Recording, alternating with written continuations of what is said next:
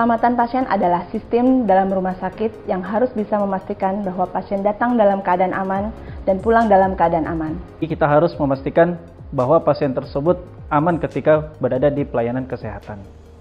Adalah suatu sistem di rumah sakit yang memastikan bahwa asuhan pasien menjadi lebih aman.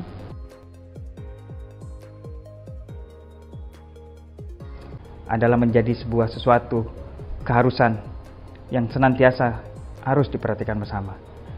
Keselamatan pasien berarti adalah semua usaha yang dilakukan terkait dengan asuhan layanan kesehatan di rumah sakit senantiasa mengusahakan melakukan dengan kondisi yang aman, menghindari terjadinya cedera kepada pasien dan keselamatan dari pasien itu sendiri, termasuk juga keselamatan dari pemberi asuhan.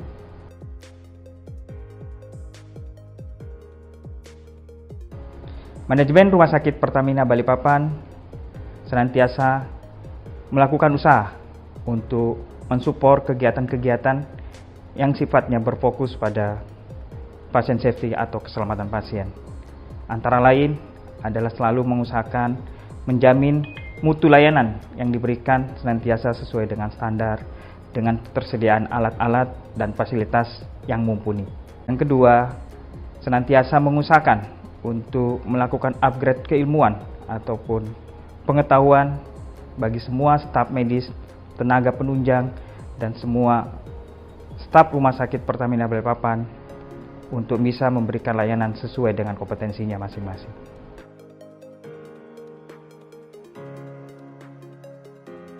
Implementasi saya sebagai seorang perawat dalam menjaga keselamatan pasien adalah 1. Melakukan identifikasi pasien dalam melakukan tindakan.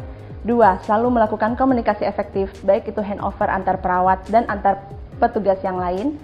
Yang ketiga, memastikan tidak terjadi infeksi silang dalam rumah sakit. Dan yang keempat, memastikan bahwa pasien tidak akan jatuh di rumah sakit saya. Keselamatan pasien dari farmasi itu ada 7 benar. Jadi yang pertama itu benar pasien, benar obat, benar dosisnya, terus benar rute pemberiannya, benar dokumentasinya, benar penyimpanannya, dan benar informasinya. Bisa menjelaskan ke pasien untuk cara penggunaannya, karena kan di obat sendiri itu terkadang pasien tidak mengerti cara pemakaiannya, cara minumnya, dan waktu pemberiannya itu kapan yang bagusnya. Karena obat itu tidak semuanya bisa digunakan pada pagi hari, siang hari, atau malam hari, jadi itu harus dijelaskan untuk keselamatan pasien. Sebagai dokter radiologi, dalam menerapkan keselamatan pasien yaitu adalah dengan identifikasi pasien. Jadi antara hasil pemeriksaan dan identitas pasien itu harus sesuai. Dan juga dalam penginputan ke dalam komputer atau ke dalam rekam medik pun juga harus sesuai antara hasil pemeriksaan dan identitas pasien. Meningkatkan efektivitas komunikasi kami terhadap pasien.